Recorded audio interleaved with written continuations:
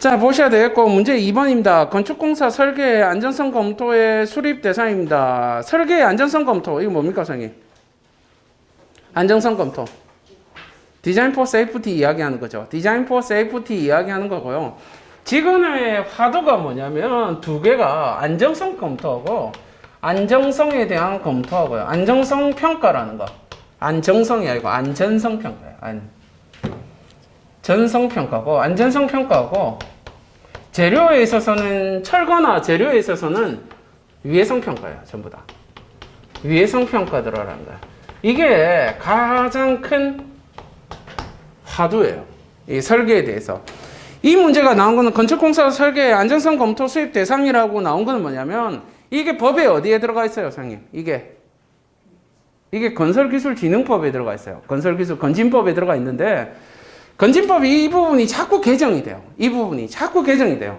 그래서 이게 개정될 때마다 시험에 나오는 거예요. 여기에 대해서. 그래서 검토의 수립 대상이라고 물어봤던 건 안전성 검토에서의 수립 대상. 그래서 수립 대상 있죠. 금태, 일종 이성 시설물. 그다음에 지하 10m 이상 굴착공사, 폭발물 사용으로 20m 이내, 그죠? 10층 이상 16층 미만의 건설공사. 그다음에 10층 이상의 건축물의 리모델링 또는 해체공사, 수직 증축용의 리모델링이더라라는 거. 디자인 포 세이프티라고 부르는 거는 선생님, 디자인 우리가 디자인이죠. 디자인 포 세이프티라고 부르는 거, 포 세이프티라고 부르는 거. 뭐 이 내용에 대해서 선생님들한테 묻고자 하는 거 아닙니다. 이게 뭐예요, 선생님? 시험의 유형 중에 이게 어디에 들어가요? 무슨 문제야, 이거? 이거. 제도예요. 맞아요. 디자인 포 세이프티라는 건 제도야. 제도면 뭐가 중요해? 대상이야. 대상. 그래서 대상을 물어보는 거야. 무슨 말인지 아시겠어요? 그래서 중요하단 말이야. 항상 대상이 중요하잖아. 이거 대상을 이렇게 물어봐 줬다면 앞으로 여기에 관련된 것들은 대상을 적어야 된다라는 거예요. 이게 109회 때 출제됐어요. 똑같은 문제가. 똑같지는 않지. 디자인 포 세이프티에 대해서 109회 때 나왔어요. 182쪽 넘겨보세요. 182쪽 보시게 되면 빨리빨리 넘겨야 됩니다. 그죠? 182쪽에 보시게 되면 거기 디자인 포 세이프티가 있어요. 문제 11번에. 그죠? 109회 때 문제 11번 보시게 되면 설계의 안전성 검토라고 되어 있습니다. 설계의 안정성 검토. 요거 볼 때는 선생님 그렇게 접어놓고 보면 보기 힘들어. 옆으로 펼쳐놓고 봐야 돼요. 이렇게 펼쳐놓고 봐야 돼요. 그래 빠락빠락 넘어가지. 공부할 때 펼쳐놓고 봐야 돼요. 원래 옛날에 초창기에 할 때 이거 위로 이렇게 넘기게 했거든. 위로. 그러니까 너무 느려가지고 옆으로 바꾼 거예요. 이거 보기 힘들다 해가지고. 문제 11번에 보시면 설계 안정성 검토 디자인 포 세이프티 있죠. 거기 보시면 대제목 2번에 뭐 잡아놨어요? 목적 적었죠. 제도할 때, 제도나 우리 시험 문제에서 제일 안 좋은 대제목이 뭐라 했어? 목적이야, 목적. 근데 이때 목적을 적은 거는 뭐냐면 이게 새로 나온 제도기 때문에 목적을 그냥 한번 적었던 건데 만약에 이게 시험에 또 나온다. 또 나온다 하면 뭐 적어야 돼요? 수립 대상부터 적기 시작해야 돼요. 그 자리에. 무슨 말인지 아시겠습니까? 수립 대상이 딱 들어가줘야 돼. 평가 절차 있고 밑에 안정성 검토 시 유의사항 들어가 있죠. 유의사항 같은 거. 이 유의사항도 밑에 그 대제목 4번의 유의사항 보세요. 문제 11번의 대제목 4번 보시게 되면 엄청 길죠. 그거 쓸 수 있겠어, 없겠어? 답을 쓰면. 그리고 그거 보셨죠? 내가 오늘 카페 올려드렸는데 그 글 봤습니까? 화이트 써도 된다고? 시험장에 화이트 써도 됩니다. 화이트 쓰셔도 돼요. 이제 원래 못 쓰는데 써도 되죠. 그런데 원래 쓰라고 하면 안 쓰는 게 정답이에요. 아시겠습니까? 안 쓰는 게 정답이에요. 써도 되기는 돼요. 근데 안 쓰는 게 정답이라는 거예요. 그리고 잘못 쓴 거는 본인이 책임진다 이런 거예요. 뭐 그게 화이트가 떨어질 수도 있죠. 하다 보면 그거 하면 쓸 수는 있습니다. 그러니까 수정액 사용 가능. 근데 수정액이라고 되어 있는데 수정 테이프도 되나? 모르겠어요. 하여튼 액이라고 적혀 있어요. 아무튼 수정액 사용 가능하다라는 거. 그게 중요한 게 아니고 아무튼. 그래서 여기에 있는 검토시 유의사항이라고 하는 것은 아까 122회 때 있는 설계 안정성 검토 방법 있죠. 그 3번에 있는 거, 그거 써주시는 게 낫겠더라라는 겁니다. 그거. 3번에 지금 이게 예전의 답보다는 최근의 답이 훨씬 더 낫습니다. 항상. 같은 문제가 나온다라고 한다면.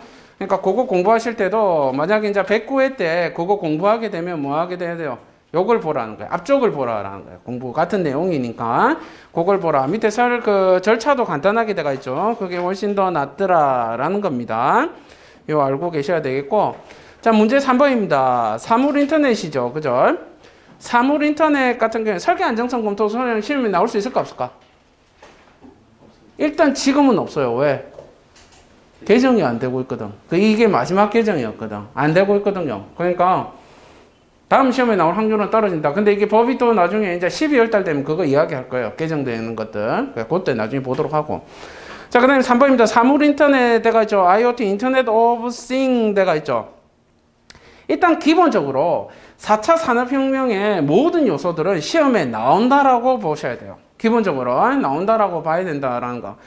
이거는 뭐 전에도 이야기했던 거지 않습니까? IoT라는 거는 기본적으로 중요한 문제고요. 지금 시험에 안 나온 게 뭐가 있어요? 4차 산업혁명의 요소 중에 시험에 안 나온 게 뭐가 있어?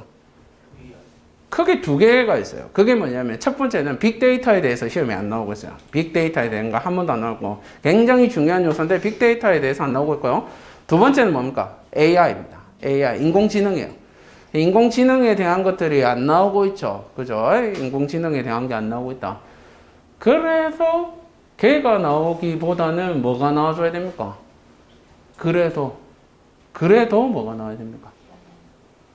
그래도 모듈라가 한 번 더 나와줘야 돼요. 최근에 모듈라 나왔지만 모듈라가 한 번 더 나와줘야 되고 이제 들어가시는 분의 연배를 조금 봐야 되는데 연배가 조금 오래되면 4차 산업혁명 이야기할 거고 좀 젊으시면 스마트 컨스트럭션 이야기할 것이고 그건 조금 달라요.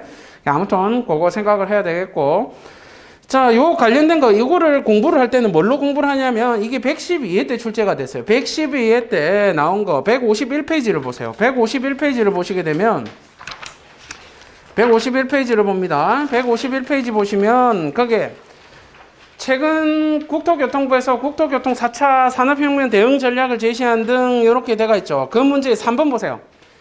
건설 현장 효율성을 제고할 수 있는 방안에 대해서 적혀가 있죠. 맞습니까? 그 방안을 보세요. 그 방안의 항목만 봅니다. ICT가 있고요. 그죠? ICT 시험에 나올 확률이 없겠죠. 그죠? ICT가 나오려면 대신 뭐가 나와줘야 돼요? ICT 대신에 나와줘야 되는 게 뭐야? 오지 통신망 이런 건 나올 수가 없을 거니까 시험에 나올 수 있는 건 뭐가 있겠어요? 기본적으로. 시험에 나온다면 뭐가 나오겠어요? 통신에 대한 거. 전력통신망이에요. 정렬통신망. 스마트 그리드나 마이크로 그리드 계열밖에 시험에 못 나와. 무슨 말인지 아시겠습니까? ICT는 정보통신기술사가 있잖아요. 거기 시험 출제 문제야. 기출 문제예요, 그게. 근데 우리한테까지 나오기는 어렵더라라는 거예요. ICT 기술에 대해서. 그 다음에 이번에 보시면 IoT 기술 있죠. 이거 나왔죠. 이제 122회 때 출제됐죠. IoT 나왔고. 그 다음에 무인 원격 모니터링 강화. 이런 건 시험 문제 낼 수가 없잖아요. 그죠? 그 다음에 AI, 빅데이터 기술. 이게 한 번도 시험에 안 나왔네. AI하고 빅데이터 기술이라는 게 시험에 한 번도 출제가 안 됐네요. 이거 봐야 되겠고. 지능정보기술의 활용, 역시 AI입니다. 이거 자체가 말은 이렇게 나서 그렇지. 그 다음에 드론, 이건 뭐 흔해 빠진 거죠. 드론에 대한 건 그죠. 그 다음에 데이터 마이닝 기술, 빅데이터에서 유용한 정보를, 니즈를 필요로 하는 정보를 추출해내는 거. 데이터 마이닝 기술이죠. 요거 시험 나왔죠. 이미 출제된 기출문제고 좀 오래됐긴 했습니다만은. 3D 프린트 나왔죠. 3D 프린터도 시험 출제됐고요. 스마트 자재 한 번도 안 나왔죠. 스마트 자재 이게 건축 품질 시험 기술사의 기출 문제예요. 이 스마트 재료라는 게 그죠? 환경에 대응하는 스스로 자각하는 재료입니다. 그게 스마트 재료예요. 자, 그 다음에 사전 제작과 모듈라에 대해서 시험 문제 많이 나왔었죠. 그죠? 요거 다 시험에 나온 애들이더라라는 겁니다. 그럼 여기서 안 나온 게 뭐냐? 아까도 이야기했다시피 AI나 빅데이터 기술 한번 준비를 해보는 게 맞더라라는 겁니다. 기본에 기출 문제를 안다라고 한다면 여기 빠져있는 게 하나가 빠졌어요. 뭐가 빠졌습니까? AI 들어가 있잖아요. 여기. 여기서 빠진 게 뭐야? 4차 산업혁명 요소 중에서 빠진 게 뭐야? 건설에서. BIM 빠지죠. 그렇죠. BIM이 빠진 거예요. BIM 무조건 들어가줘야 하니까. 기본적으로 깔고 들어가줘야 되는 건가요? 알고 계셔야 되겠더라라는 거. 사물 인터넷이더라라는 겁니다. 알고 계셔야 되겠고요. 사물 인터넷 이런 건 또 시험 내기가 어렵겠죠. 최근에 이번에 내고 또 내기는 문제가 좀 어렵더라라는 거 한번 읽어만 보시면 될 것 같고요. 자, 문제 4번입니다. 표준 간입 시험의 N값입니다. 거기 보시면 이제 적어놨는데 한 개 빠졌더라고. 거기 보면 79년도, 03년도, 09년도, 20년도 후, 이게 20년도 후거든요. 지금 그죠? 122회가. 근데 그 사이에 시험 나왔었죠. 18년도 후가 있어요. 18년도 후에 10점짜리로 나왔어. 그 자체가. 그게 지금 빠졌더라고. 지워졌나 봐요. 야, 그거 이야기하는 거고, 그게 이제 116페이지, 즉 86페이지입니다. 86페이지 보시면, 예전에 시험 나올 때 86페이지 보세요. 86페이지에 보시게 되면, 예전에 시험 나올 때는 이 문제가 뭘로 나왔냐면, 그냥 표준간입 시험에 대해서 나왔어요. 표준간입 시험. 됐죠? 표준간입 시험으로 나오더라라는 겁니다.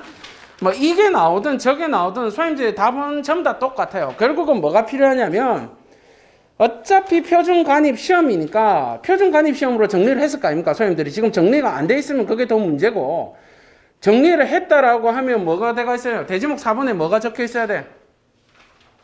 n치 값이 들어가 있어야 돼요. 그 n치 값의 순서만 바꾸면 되는 거예요. 그냥 n치라고 물으면 n치가 위로 올라오면 돼. 그냥 무슨 말인지 아시겠습니까? 시험시 유상 그런 거 다 적으면 되더라라는 겁니다. 별다를 게 없어요. 그죠? 시험시 유의사항이라고 적는 게 너무 식상하니까 이 답은 뭐라고 적었어요? 그냥 측정시 유의사항 이렇게 바꿔놓은 거예요. 문제 다 똑같는데. 그죠? 그래서 기본적으로 표준간입 시험을 정리를 하시게 되면 되더라라는 겁니다. 근데 이거는 여기도 적혀있지만 거의 5년 주기로 출제돼요. 5년 주기로. 그래서 이거는 시험 나올 확률이 거의 없어요. 그렇다라고 한다면 이제 여기에서 사운딩 테스트인데 사운딩 테스트에서 그 다음에 주자는 누구냐는 거야.